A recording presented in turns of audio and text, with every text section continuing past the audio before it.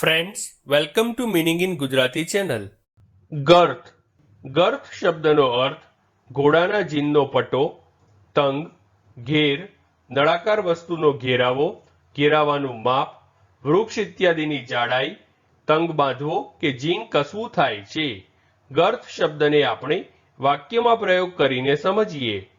He is 6 feet 4 inches tall with enormous girth. એટલે કે તે 6 ફૂટ 4 ઇંચ ઊંચાઈ અને વિશાળ કમર ધરાવે છે. એક બીજું ઉદાહરણ જોઈએ. That neem tree has a girth of 1 meter.